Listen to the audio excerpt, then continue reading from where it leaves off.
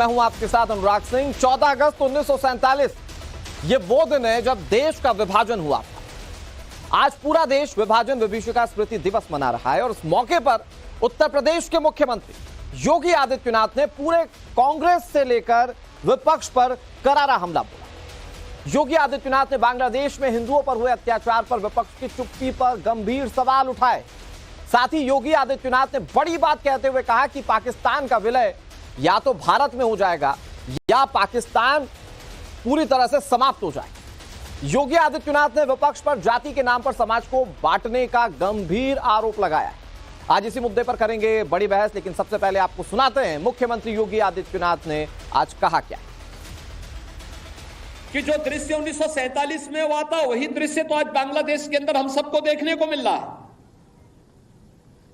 1.5 करोड़ हिंदू किस तरीके से बांग्लादेश के अंदर आज चिल्ला चिल्ला करके अपने आप को, अपनी अस्मिता को बचाने के लिए गुहार लगा रहे हैं और दुनिया के मुंह सिले हुए कथित सेकुलरिस्ट भारत के अंदर भी इनके मुंह सिले हुए एक भी शब्द इनका नहीं निकल रहा है,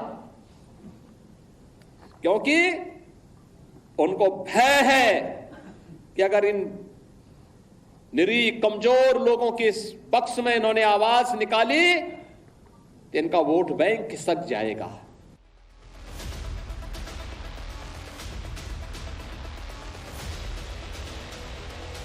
और विभाजन विभीषिका दिवस के मौके पर योगी ने हिंदुओं के साथ हुए अन्याय की बातचीत की। योगी ने कहा कि हिंदू बाहुल होने के बाद भी 1947 में सिंध को पाकिस्तान का हिस्सा बना दिया गया। इधर हालात बांग्लादेश के भी उन्होंने ऐसे ही बताए।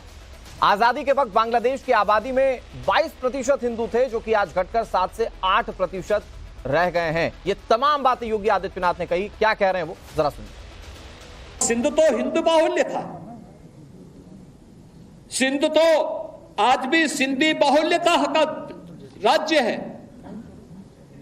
उसे पाकिस्तान में के अंदर क्यों जाने दिया गया? बांग्लादेश की आबादी 1947 में कितनी थी और कितने हिंदू थे? 22% हिंदू थे। आज उनकी संख्या घट करके कितनी रह गई है? 7 से 8% रह गई है।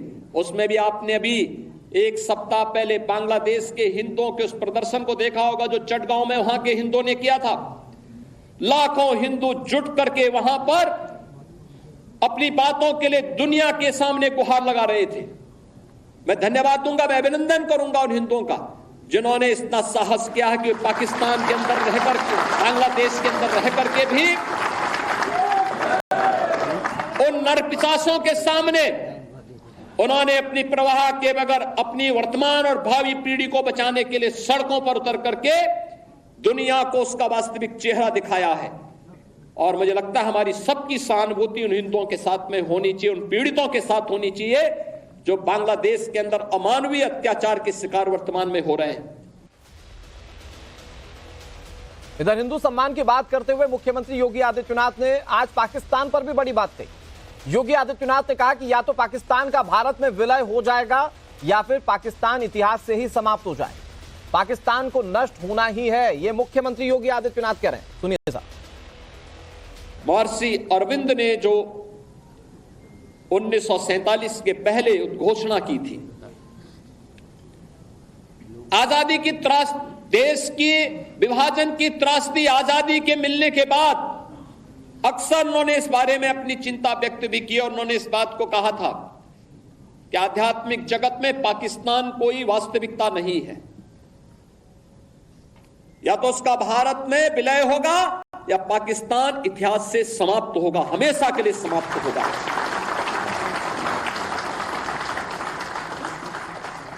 क्योंकि आध्यात्मिक जगत में जब जिसका कोई वास्तविक अस्तित्व नहीं है उसको नष्ट ही होना है,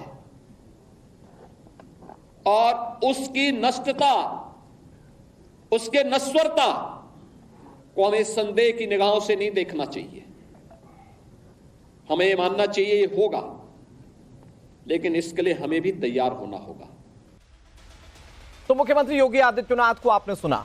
देखिए, जब से बांग्लादेश में हिंदुओं पर हमले हुए हैं या हिंदुओं की वहां दुर्दशा हुई है, भारतीय जनता पार्टी की तरफ से लगातार रिएक्शन आते रहे, लेकिन जितने मुखरता के साथ, जितना खुलकर योगी आदित्यनाथ ने बोला, उससे पहले किसी ने, बीजेपी के नेता ने इस तरह से बात नहीं की। योगी आदित्यनाथ की चिंता जो है वो हिंदू को लेकर है, हिंदुत्व को लेकर है, और इस चिंता में उन्होंने पड़ोसी मुल्क से लेकर विपक्ष को जमकर घेरा। लेकिन सवाल यह है कि ये जो चिंता योगी आदित्यनाथ कर रहे हैं, ये चिंता कितनी जायज और ये की क्यों जा रही है? हिंदू बाहुल देश जहां पर हिंदू सबसे ज्यादा है, वहां पर हिंदुओं को ही लेकर चिंता है, ये जरा समझने की कोशिश करते हैं। कई सारे मेहमान हमारे साथ जुड़ गए, उनका तारुफ आपसे करवा दें। हमारे साथ एसएन सिंह जुड़ गए जो कि प्रवक्ता है भारतीय जनता पार्टी के। हमारे साथ अवनीश अवस्थी जुड़ गए, राजनीतिक विश्लेषक हैं। मोहम्मद फैज खान हमारे साथ जुड़ गए, राष्ट्रीय मुस्लिम मंच के। हमारे साथ प्रेम कुमार अब से कुछ ही देर में जुड़ेंगे जो कि राजनीतिक विश्लेषक हैं और बैंड टुवर्ड्स कांग्रेस पार्टी हैं। हमारे साथ मौलाना साजिद रशीदी जुड़ गए जो कि इस्लामिक स्कॉलर हैं, और हमारे साथ कपिल श्रीवास्तव जुड़ गए इस खास कार्यक्रम में। बहुत बहुत स्वागत सभी मेहमानों का। मैं शुरुआत अवनीश अवस्थी जी आप ही से करता हूं। और सर, जिस चिंता का जिक्र मैंने किया अपने थोड़ी देर पहले के स्टेटमेंट में कि योगी आदित्यनाथ हिंदुत्व को लेकर जिस तरह की चिंता जाहिर कर रहे हैं, इससे पहले बीजेपी के भी किसी नेता ने इतनी मुखरता से हिंदुत्व को लेकर बात नहीं की है। ये चिंता आपको क्या जायज लगती है सर? क्या मौजूदा परिप्रेक्ष्य में आपको लगता है कि वाकई इतना ही डेंजर हिंदुत्व है या हिंदू है? क्योंकि उन्होंने ये बताया कि बांग्लादेश में 22% से कैसे हिंदू कम हो गए। उन्होंने पाकिस्तान का भी जिक्र किया, उन्होंने बताने की कोशिश की कि पड़ोसी मुल्कों में जहां पर हिंदू थे अच्छी खासी आबादी में, वो आज वो सिमट कर संकुचित रह गए। और उन्होंने इससे जोड़ा भारत के साथ, बताने की कोशिश की कि देखिए साहब कितना बड़ा थ्रेट है। आप कैसे देखते हैं सर इसे? अनुराग जी, आप जानते हैं कि तमाम चैनल्स, मैं सोशल मीडिया की तो फिलहाल बात नहीं कर रहा जी, वे तमाम चैनल जो ब्रॉडकास्टिंग एसोसिएशन के मेंबर हैं, जिनके ऊपर रेगुलेशन है, कुछ ना कुछ है, वे तमाम चैनल जो दिखा रहे हैं उसमें क्या, अगर एक देश में, पड़ोसी देश में, बांग्लादेश में जिस तरीके से हिंदुओं को, हिंदू महिलाओं को, मंदिरों को, हिंदू बच्चों को जिस तरीके से बर्बरता से, निर्ममता से मारा जा रहा है, क्या ये डायरेक्ट एक्शन क्या दिलाता? तब जब हम कहते थे, वहां तो मैं पूछूंगा, यहाँ जो बैठे हैं 2-4 लोग जो यहाँ पे कहते हैं कि हिंदू मुस्लिम करते हैं, हिंदू मुस्लिम करते हैं, आरएसएस वाले और बीजेपी वाले, वहां कौन सा आरएसएस और बीजेपी है? कौन सा आरएसएस और बीजेपी है वहां पर? पाकिस्तान, अफगानिस्तान में कौन सा आरएसएस बीजेपी है जिसके कारण वहां पे 50 हिंदू रह गए अफगानिस्तान में? ये तमाम लोग हिंदुओं को जातियों में बांट करके हिंदुओं को क्या बनाना चाहते हैं? हिंदुओं विभाजित है। आप एक बात बताइए, अगर पाकिस्तान, बांग्लादेश और हिंदुस्तान जो एक देश थे 1947 से पहले जी, इनकी आप डेमोग्राफी पर विचार कर लीजिए, कहाँ तानाशाही है, कहाँ किस पर कौन अत्याचार कर रहा है। अरे इसके बावजूद यहाँ पे कहा जाता है, वो न्यूयॉर्क टाइम्स और वाशिंगटन पोस्ट कहाँ है? वो कहाँ है वो लोग जो आरोप? लेकिन अवनीश जी, आप जो बात कह रहे हैं मैं उसी को आगे बढ़ाता हूँ, क्योंकि हमारे देश में जब भी बातें होती हैं तो हमारे देश का अल्पसंख्यक जो चंद करोड़ तक सीमित था, आज वो 30 करोड़ के आसपास पहुंच गया। लेकिन दूसरे देशों में जो संकुचित होती है हिंदुओं की संख्या, अल्पसंख्यकों की संख्या, इस पर विपक्ष कुछ नहीं कहता। उन्हें चिंता इस बात की कि हमारे देश में अल्पसंख्यकों को दबाया जा रहा है, उस पर बहुत मुखरता से बोलता है विपक्ष। अनुराग जी नहीं, अनुराग जी मैं एक बात और बोलूंगा जी, यहाँ पर तमाम उन लोगों को Gaza, all eyes on Gaza, फिलिस्तीन के बारे में लगातार यहाँ पर प्रदर्शन भी होंगे, झंडे भी लेके निकलेंगे। राहुल गांधी, प्रियंका गांधी, तमाम इन लोगों ने, ये समाजवादी जितने भी हैं, इन ये सब ट्वीट कर रहे हैं। 5 अगस्त से शुरू हुआ बांग्लादेश में, 12 अगस्त को पहली बार आया। कब आया? जब पूरे विश्व भर के हिंदुओं ने अपने अपने देशों में, और बांग्लादेश का हिंदू जब सड़क पर निकला, तब ट्वीट आया प्रियंका गांधी वड्रा का कि हिंदू अब जाग गया है, अब हमें करना पड़ेगा। 1 हफ्ते तक कोई ट्वीट नहीं था, कोई उस निर्ममता की, उस भयानक जिस तरीके से वहां पे बर्बरता पूर्वक मारा जा रहा है, एक शब्द नहीं निकला इन तमाम लोगों को। ये जो कपीश, ये कांग्रेस बोली तो बोली, लेकिन सर उसमें बड़ी बात यह है कि बोला सिर्फ अल्पसंख्यक, हिंदू बोलने में न जाने क्या दिक्कत थी, किसी ने हिंदू बोला ही नहीं। कांग्रेस पार्टी की ओर से बोला जरूर कि अल्पसंख्यकों की रक्षा हो। दिक्कत एक है, यहाँ के हिंदुओं को जातियों में बांट करके, ठीक है सर, शीर्ष तक पहुंचो। और जो बात आप कह रहे हैं, मुख्यमंत्री योगी आदित्यनाथ भी इसी बात को इंडोर्स कर रहे थे, मैं इस पर बात करूंगा। लेकिन मैं बहुत जल्दी से कपिल श्रीवास्तव के पास जाता हूं। उनका नाम फाजिल अहमद चल रहा था, प्लीज थोड़ा करेक्ट करवा दीजिएगा। कपिल श्रीवास्तव हमारे साथ जुड़े हुए, जो कि समाजवादी पार्टी के बहुत मुखर प्रवक्ता है और बड़ी जानकारी रखते हैं। लेकिन कपिल जी, आप टू द पॉइंट बात करते हैं, मुझे लगता है कि आप समाजवादी पार्टी की तरफ से और पूरे विपक्ष की ओर से आज स्टैंड क्लियर कर पाएंगे कि आखिर क्यों कुछ नहीं बोलते। आज योगी आदित्यनाथ जब विभाजन विभीषिका दिवस पर कह रहे थे तो उन्होंने उस सेक्युलरिज्म पर सवाल खड़े किए जो विपक्ष का सेक्युलरिज्म है। भाई देश में होगा तो अल्पसंख्यकों पर खुलकर बोलेंगे, लेकिन पड़ोसी देश में हिंदुओं की संख्या घटी इस पर कुछ नहीं बोलना है, हिंदुओं पर अत्याचार हुए तो हिंदू नहीं बोलना है। ऐसा क्यों सर? वो आपकी सेक्युलरिज्म पर सवाल उठा रहे हैं। देखिए, सबसे पहली चीज तो यह है कि योगी आदित्यनाथ जी खुद एक सेकुलर तो बनने की कोशिश करें। पहले कट्टरता से कट्टरता को नहीं काटा जा सकता। और ये भारत का गलत इतिहास क्यों बना रहे हैं? व्हाट्सएप यूनिवर्सिटी से पढ़ करके निकले क्या मुख्यमंत्री जी? क्योंकि हमें ऐसा लगता है। नहीं कपिल जी, कौन सा गलत इतिहास आप अगर इस देश सबसे पहले अगर इस देश में विभाजन की किसी ने मांग की थी जी, तो सावरकर साहब ने की थी, गोलवरकर साहब ने की थी, हिडगंवाकर साहब। ये झूठा आदमी है। आप सुन लो, एक जिन्ना जिस था उसी तरीके से ये तीनों थे। सन 1930 में ही इन्होंने इसको हिंदू राष्ट्र घोषित करने की बात की। ये अंग्रेजों के पिट्ठू थे, ये अग्निवेश जो बैठे हैं उन्हीं पिट्ठियों के बड़े से व्यक्तिगत नहीं होते हैं। कपिल जी, बता रहा हूँ, ये अंग्रेजों का पिट्ठू है। ये जो अग्निवेश बैठे हैं ये अंग्रेजों का पिट्ठू है। और अंग्रेजों के पिट्ठू होने के नाते इसने भी दो नेशन की थ्योरी मांगी। और अब बड़ी कलबलाहट हो रही है, अपने बंटवारे के लिए जिम्मेदार हो और दूसरों को जिम्मेदार ठहरा रहे हो। दूसरी चीज आपको कह दें कि बांग्लादेश की स्थिति पे तो योगी आदित्यनाथ जी मोदी जी को आईना दिखा रहे हैं। क्योंकि नरेंद्र दामोदर दास मोदी जी और हमारे विदेश मंत्री साहब जी, दोनों लोगों ने जो बांग्लादेश के अंदर आंतरिक सरकार बनी है उसके प्रधानमंत्री को बधाई देते हुए उस दिन संसद ये मांगा कि वहां अल्पसंख्यक हिंदुओं पे कोई अत्याचार नहीं हो रहा है। लेकिन नहीं कपिल जी देखिए, क्या है, आप इतिहास की और सावरकर की बात करेंगे उसके लिए अवनीश अवस्थी आपको टोकेंगे। मैं कह रहा हूं कि मोदी जी ने जब ट्वीट किया, जब बधाई दी, तो उसमें इस बात की चिंता जाहिर की कि हिंदुओं पर अत्याचार हुआ और कहा कि ये अत्याचार रुकना चाहिए। नहीं कपिल श्रीवास्तव जी, पीएम नरेंद्र मोदी ने कहा कि अत्याचार रुकना चाहिए। हिंदू माने जा रहे हैं और इस तरह की राजनीति कर रहे हैं। ठीक है अवनीश जी, मैं आ रहा हूं आपके पास। अंग्रेजों का पिट्ठू क्यों इतना कूद रहा है? नहीं कपिल जी प्लीज व्यक्तिगत टिप्पणी किसी पर नहीं, हम डिबेट को क्यों स्पॉइल कर रहे हैं? इसी तरीके से करूंगा। आ रहा हूं एसएन सिंह जी, आ रहा हूं। जो ये बैठे हुए हैं ये अंग्रेजों का पिट्ठू है। नहीं अरे कपिल, अरे जो सच्चाई उसको स्वीकार क्यों तू मैं कर रहा है? अंग्रेजों के अरे अभी बलात्कार में बलात्कार हुआ, नवाब सिंह के बारे में अच्छा ठीक है, एक मिनट। अच्छा अवनीश जी मैं कह रहा हूँ पर्सनल नहीं होते हैं। और कपिल श्रीवास्तव जी, आप तो बड़े सभ्य और शालीन प्रवक्ता है सर, क्या होता जा रहा है आपको? नहीं एक मिनट अवनीश जी, एक मिनट अवनीश जी, मैं इंटरवीन कर रहा हूं। ओके कपिल जी, नहीं कपिल जी प्लीज इस बातों को मैं एंडोर्स नहीं कर सकता। I am so sorry for this.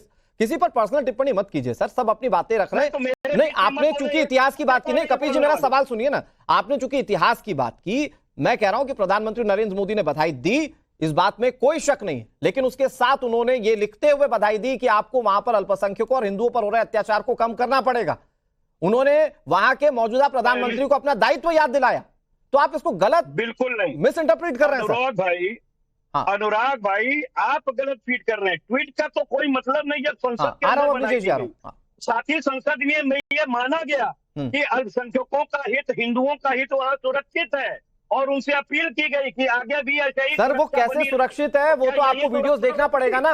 वहां पर कैसे हिंदुओं के मंदिर तोड़ दिए गए, वहां पर कैसे 50 से ज्यादा जिले जहां पर हिंदुओं पर अत्याचार किए जा रहे हैं, ये तस्वीर झुटला थोड़ी सकते हैं सर। और उस पर भी सच्चाई क्या है? उस पर सच्चाई है कि चलिए बीजेपी जो कह रही है वो तो उनके प्रवक्ता जवाब देंगे। मैं कह रहा हूं कि आप लोग क्यों नहीं कहते कि वहां पर हिंदुओं पर अत्याचार हो रहा है। मैं आ रहा हूं, एक मिनट एसएन सिंह साहब, मैं बहुत छोटी सी कपिल जी बहुत छोटी सी बात जिस पर मैं चाहूंगा कि आप मुझे जवाब दीजिए। योगी आदित्यनाथ कह रहे हैं क्योंकि आपको आपका यहां पर मुस्लिमों का वोट बैंक दिखता है, इसीलिए आप वहां के हिंदुओं पर अत्याचार पर नहीं बोल पाते। यही बंदिश है आपकी जो आप बोल नहीं पाते। कपिल जी, सबका साथ, सबका विकास, सबका विश्वास करने वाले आदमी कभी कहते हैं कि वो मुस्लिम हमारे साथ हैं और कभी दूसरों के साथ है, तुष्टीकरण की बात करते हैं। और सबसे बड़ी बात, इन्होंने प्रधानमंत्री पे उंगली उठाई है, क्योंकि प्रधानमंत्री ना तो डिप्लोमेसी में, ना कूटनीति में, ना सैन्य की वार्ता में कहीं ये अपील कर सके और ना ही यूएनओ में कर सके। तो आप पूछिए कि भारत सरकार आखिर हिंदुओं का जो कत्लेआम बांग्लादेश में कपिल जी, ओके, आपका सवाल loud and clear. SN Singh ji जवाब देना चाह रहे हैं। एसएन सिंह जी प्लीज बताइए, भारत सरकार का स्टैंड क्या था? सिर्फ हिंदू हिंदू कह के थोड़ी बचा लेंगे वहां के अल्पसंख्यकों को, ये विपक्ष पूछ रहा है। अनुराग जी, हिंदू नाम लेंगे तो क्या कांग्रेस को दर्द नहीं होगा क्या? आप हिंदू नाम लेंगे या देश का कोई भी हिंदू नाम लेगा तो कपिल श्रीवास्तव को दर्द नहीं होगा क्या? क्योंकि हिंदू विरोध में तो ये सारी बातें की जा रही हैं। अभी हमारे मित्र तमाम पता नहीं इतिहास की बात कर रहे थे, कपिल श्रीवास्तव को इतिहास पता है? अरे भाई, ये लोग तो हिंदू को डेंगू कहते हैं, हिंदू को मलेरिया कहते हैं, हिंदू धर्म ही नहीं होता, सनातन तो होता ही नहीं, सब करता है, ये कहते हैं, इनके मित्र कहते हैं। ये लोग तो सिमी के समर्थन करने वाले। अनुराग जी, आज चर्चा इस बात पे हो रही थी कि अनुराग जी, देश का विभाजन किस नाते होता है? देश का विभाजन धर्म के नाते होता है, और धर्म को स्वीकारता कौन? इनके मित्र स्वीकारते हैं। आज देश के विभाजन को ये जाति के नाम पर करने की बात कौन कर रहा? समाजवादी पार्टी के लोग करते हैं। समाजवादी पार्टी के लोग क्या करते हैं? अपने कालखंड में इन्होंने तो धर्म की ही तो हिमायत की हुई है। मुजफ्फरनगर के दंगे में भी तो धर्म को ही मार दिया। अनुराग जी, नहीं कपिल जी, आप आपके सवाल का ही जवाब दे रहे हैं ना कपिल जी, सुन तो लीजिए। एसएन सिंह जी प्लीज, अनुराग जी, चर्चा इस बात पे हो रही थी, वो दे रहे कपिल जी जवाब दे रहे हैं। एसएन सिंह जी प्लीज जवाब दीजिए सर। हाँ प्लीज। कपिल जी को कितना समय दिया जाएगा भाई? कपिल तो 24 घंटे बोलते रहेंगे। नहीं सर, आपका समय तो 10 सेकंड तो दीजिए, हमें 10 सेकंड तो बोल लेने दीजिए। देखिए, चर्चा इस बात पे हो रही थी कि पाकिस्तान, बांग्लादेश में जहां हिंदुओं पे अत्याचार होता है, वहां पे न समाजवादी पार्टी बोलती है, न कांग्रेस बोलती है। क्यों नहीं बोलती है? क्योंकि जानते हैं देश का बंटवारा भी इसी नाते हुआ कि उस समय चाहे देश का बंटवारा हो जाए, चाहे धर्म के आधार पे हिंसा हो जाए, हमारी कुर्सी बची रहे, इस नाते जवाहरलाल नेहरू ने स्वीकारा, 50 में 370 को स्वीकारा इसी नाते। और यही स्वीकारता समाजवादी पार्टी की आज के समय में है कि बांग्लादेश में हम एक शब्द ना बोले, पाकिस्तान में ना बोले। जेनेवा में एक सम्मेलन हो रहा था, उसमें कहा गया, उस समय इनकी सरकार थी, समाजवादी पार्टी समर्थन कर रही थी दिल्ली में, उसमें कहा गया कि हिंदुओं की अफगानिस्तान में, पाकिस्तान में, बांग्लादेश में क्या स्थिति है। उस समय समाजवादी पार्टी के मुलायम सिंह जी और सोनिया गांधी जी ने निर्णय लिया कि नहीं, एक एक करके प्लीज, मुस्लिम नाराज हो जाएगा। आज पूछा जा रहा है कि बांग्लादेश में हिंदुओं पे जो अत्याचार हो रहा है, हिंदू क्या? अच्छा, मुझे एसएन सिंह जी एक चीज बता दीजिए, क्लियर करें। नहीं एक मिनट कपिल जी, एक मिनट, ठीक है एसएन सिंह जी, मैं चाहता हूं एक लाइन में जवाब दीजिए, फिर मैं दूसरे मेहमानों के एक लाइन में जवाब दीजिए। मैं कह रहा हूं कि क्या भारत सरकार का स्टैंड एकदम क्लियर है? देश में कहीं भी, विश्व में कहीं भी हिंदू रहेगा, बीजेपी की सरकार कम से कम खड़ी है उनके साथ, वो चाहे अफगानिस्तान हो, चाहे वो बांग्लादेश हो, चाहे पाकिस्तान हो। अनुराग जी, जिबूती में हुआ आप देखे होंगे, इसके पहले यूक्रेन में हुआ आप देखे होंगे। भारतीय जनता पार्टी की सरकार सबके लिए तैयार रहती है, लेकिन वो धर्म पे आधारित करके कि नहीं हिंदुओं का हो तो छोड़ दीजिए, करेगी। भारत की जनता खास करके सीए इसीलिए लिया गया कि पड़ोसी मुल्क में जो अल्पसंख्यक है, हिंदू है, बौद्ध है, सिख है, जैन है, ठीक है सर, प्रताड़ित होगा। ठीक है सर, आपने सीए का जिक्र करते हुए एक चीज और इंक्लूड कर दी। उसको हम नहीं अपना मैं बताऊं अपने दर्शकों को कि सीए पर भी विरोध हुआ था, लेकिन सीए का कानून ये बताता है कि जो हमारे पड़ोसी देशों के 3 मुल्कों के जो अल्पसंख्यक हैं, उसमें सिख, जैन, बौद्ध और ईसाई और हमारे हिंदू, इन लोगों के आने को लेकर प्रावधान था, इनके देश में नागरिकता को लेकर वो सीए था, लेकिन इस पर भी विरोध किया गया। लेकिन आज जब हिंदुओं पर अत्याचार होता है तो खुद अल्पसंख्यक कहकर विपक्ष बच जाता है, सवाल पूछता है बीजेपी से। अब निजेश जी बस थोड़ा सा वक्त दीजिए, मैं आ रहा हूं आपके पास, एक सवाल मुझे रेलेवेंट प्रेम कुमार से पूछना है, फिर मैं आ रहा हूं आपके पास एक बार फिर से। बोलना है कि बांग्लादेश में हिंदुओं पे अत्याचार हो रहा है, ऐसा नहीं होना चाहिए। 2 शब्द बोलने में वो हिंदू नहीं बोलेंगे ना सर, वो अल्पसंख्यक बोलकर निकल जाएंगे। प्रेम कुमार जी, नहीं एक मिनट, ठीक है, लेकिन प्रेम कुमार जी, योगी आदित्यनाथ ये कहते हैं, एक मिनट, मैं प्रेम कुमार जी के पास जा रहा हूं। कपिल जी वो विपक्ष की बात करेंगे। कपिल जी प्लीज। हाँ, प्रेम कुमार जी, योगी आदित्यनाथ कह रहे हैं कि जो विभाजन हुआ उसकी पटकथा के पीछे कांग्रेस पार्टी थी और उसका दंश जो पड़ोसी मुल्कों के अल्पसंख्यक थे उनको भुगतना पड़ा। भाई, कोई अपने घर को छोड़कर भारत आया जरूर, लेकिन कई लोगों को अपनी उसी पुश्तैनी जमीन पर रहना पड़ा, और उसका नतीजा यह है कि चाहे वो बांग्लादेश हो, चाहे वो अफगानिस्तान हो, चाहे वो पाकिस्तानी क्यों ना हो, जहां पर 20-20% हिंदू हुआ करते थे, वो आज 2 या 3% पर सिमट कर रह गए। प्रेम कुमार जी, तो ये जो दंश झेल रहा है हिंदू, ये विभाजन की वजह से, बताइए प्रेम जी। अनुराग जी, कल सुबह जब 15 अगस्त का झंडा फहराया जाएगा तो देश की आजादी का उत्सव जो हम लोग मनाएंगे, जो शौर्य गाथा बताएंगे, और एक दिन पहले हम विभीषिका दिवस बोलेंगे। ये जो विडंबना है ना, ये इसलिए है। तो सर, आजादी के लिए लड़ाई लड़ी थी ना, विभाजन के लिए लड़ाई थोड़ी लड़ी थी। कर रहे हैं नहीं, पूरे भारत के आजादी के लिए लड़ाई लड़ी थी ना सर।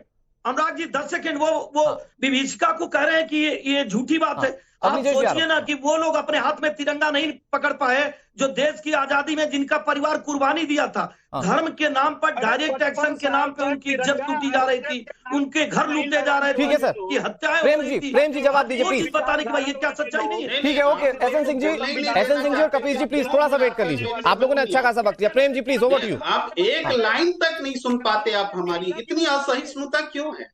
एक लाइन नहीं सुन पाते। आपका काउंटर क्वेश्चन है, पूछ लीजिए जितने प्रश्न करने हैं। नहीं प्रेम जी जवाब दीजिए ना प्लीज सर। नहीं, जवाब ही दे रहे थे ना, अपने लोगों ने रोक। नहीं, आपने कहा कि कल स्वतंत्रता संग्राम के सेनानियों को पूजा जाएगा। मैंने बस इतना क्लियर कर दिया कि यहाँ विभाजन के लिए लड़ाई नहीं लड़ी गई थी सर, आजादी की लड़ाई थी। आगे देश आजाद हुआ था। हाँ, देश आजाद हुआ था और पूरा भारतीय बोलिए प्रायद्वीप आजाद हुआ था।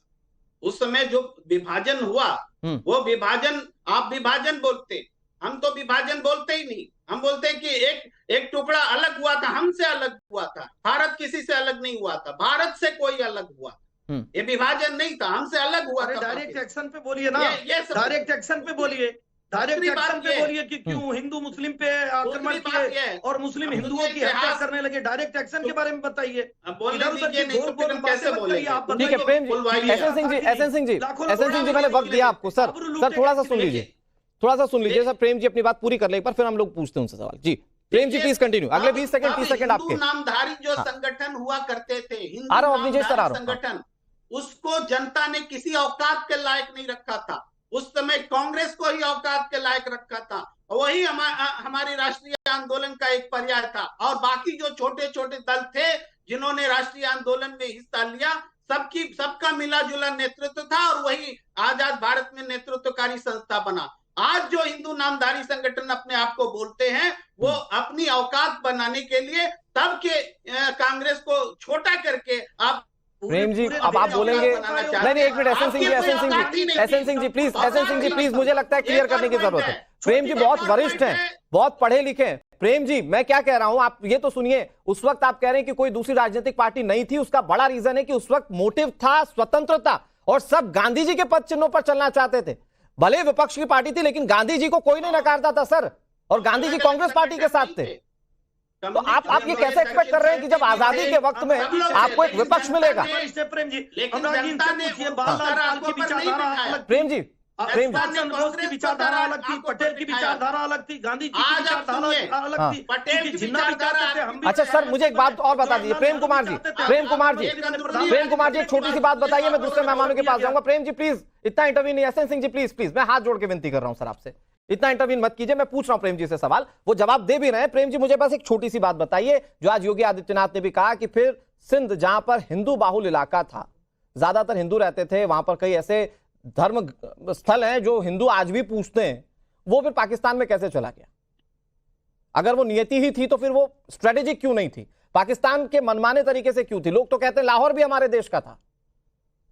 नहीं तो उस समय जो हमारा नेतृत्व था, जिस तरीके से विभाजन को स्वीकार किया, उधर के भी पक्ष ने स्वीकार किया, इधर के भी पक्ष ने स्वीकार किया।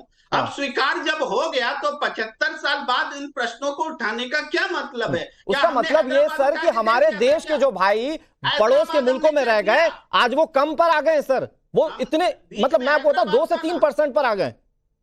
मतलब अफगानिस्तान में सोचिए 50 हिंदू है सर। नहीं आप समझिए, आप तो जैसी पॉलिसी है ना, ये लोग कह रहे हैं कि सबको हिंदुस्तान ले आइए, वो 50 भी नहीं बचेंगे। ये लोग तो मतलब भारत सबको ले आया गया। पाकिस्तान सब जगह हिंदू विहीन करने के लिए ये राजनीति कर रहे हैं। वहां के सांप्रदायिकता तो हिंदुओं को भगाना चाहते हैं और यहाँ के अभिजीत जी 10 सेकंड काउंटर कर लीजिए, फिर मैं दूसरे मेहमानों के पास जा रहा हूँ, रशीदी साहब के पास, और फिर उसके बाद हमारे साथ फैज खान। जवाब देने लायक बात नहीं है अनुराग जी, जवाब देने यहाँ जो उछल करके मैं आ रहा हूँ। एसएन सिंह जी आ रहा हूँ प्लीज। हाँ अभिजीत जी, यहाँ जो प्रेम कुमार जी उछल के कह रहे थे कि किसी की औकात नहीं है, मैं आपको बता दूं उस समय 30 लाख पूरे विश्व के इतिहास में इतना बड़ा नरसंहार जो नोआखाली में हुआ। S N Singh ji please sir थोड़ा सा सुन लेते हैं। अभिजीत जी बोल रहे हैं पश्चात विभाजन में इनके कह रहे हैं कि 75 साल पहले हो गया तो हो गया। इनके बाप दादाओं की अगर किसी के इनमें से किसी का मकान हो तो ये मुकदमा लड़ने पहुंच जाएंगे। अरे भाई 75 साल पहले किसी ने कब्जा कर लिया तो कर लिया, काहे को लड़ रहे हो तुम? हमारे देश के हिंदुओं के लिए नहीं लड़ना चाहते। बस ये जो हिंदुओं की बात करेगा उससे नफरत है इनको। आज बांग्लादेश में जिस तरीके से रह रहे हैं ना, वहां मारा जा रहा है। एक ट्वीट नहीं है, एक वक्तव्य नहीं है, एक बयान नहीं है इनमें से किसी का। गाजा पर मर रहे हैं, ये फिलिस्तीनियों के साथ है। अनुराग जी ठीक है, प्रेम जी 10 सेकंड, प्रेम जी 10 सेकंड जल्दी से, प्रेम जी। हाँ, मैं कह रहा हूं कि जब भारत के मुसलमानों के साथ कुछ होता है और पाकिस्तान बोलता है तो हम और भारत के मुसलमान सब लोग बोलते हैं कि पाकिस्तान को कोई हक नहीं है हिंदुस्तान के मुसलमानों के बारे में बोलने का।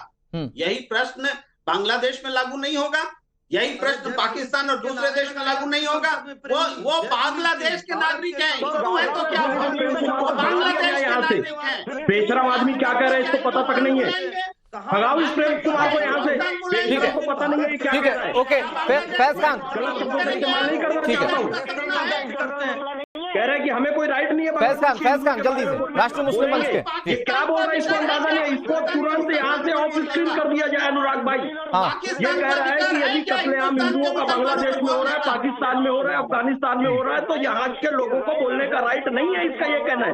आपने क्या पाकिस्तान से चूंकि मैं एक मिनट मैं अपने दर्शकों को बता दूं, चूंकि प्रेम कुमार कांग्रेस पार्टी को सपोर्ट करते हैं। नहीं, गलत बात नहीं, ये बांग्लादेश नहीं, पाकिस्तान का प्रवक्ता है, कोई कांग्रेस का। हाँ ठीक है, मतलब प्रेम कुमार विपक्ष को सपोर्ट करते हैं। मैं अपने दर्शकों को बता देता हूं, सर, कांग्रेस की बैठक में प्रस्ताव आया था जिसमें कहा गया था कि फिलिस्तीन का साथ दिया जाए। सुनिए सर, इससे ज्यादा मैं एक्सपोज नहीं कर पाऊंगा। Prem ji I am sorry, मैं रशीदी साहब आपके पास आ रहा हूं। सर, कांग्रेस की बैठक में फिलिस्तीन के साथ खड़े होने की बात कही थी, ठीक है? तुम मुझे प्लीज मत बताइए यहां पर क्या चल रहा है अंदर खाने, और ये था इस बैठ, आप टेक्निकलिटीज में मत फंसाइए, ठीक है रशीदी साहब। लेकिन कुछ तो बात होगी ना सर, मतलब हमारे देश में हिंदू है, हिंदू भी रह रहा है, मुस्लिम रह रहा है। आज भाई 30 करोड़ से ज्यादा की आबादी मुस्लिमों की एस्टिमेट की जाती है, पहले जो 2-2.5 करोड़ मानी जाती थी। लेकिन पड़ोसी देशों में सर ऐसा नहीं है। बांग्लादेश में 22% 1947 जो पूर्वी पाकिस्तान हुआ करता था तब थे, आज महज 8% हो गए। पाकिस्तान की बात करते हैं भाई, वहां तो गिने चुने करोड़ों में हिंदू रह गए, बस कुछ परसेंट 2 या 3% में हिंदू रह गए।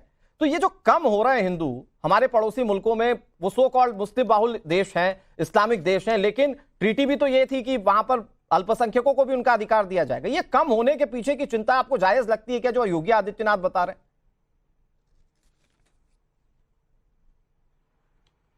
देखिए, 2-3 चीज समझ लीजिए अनुराग जी।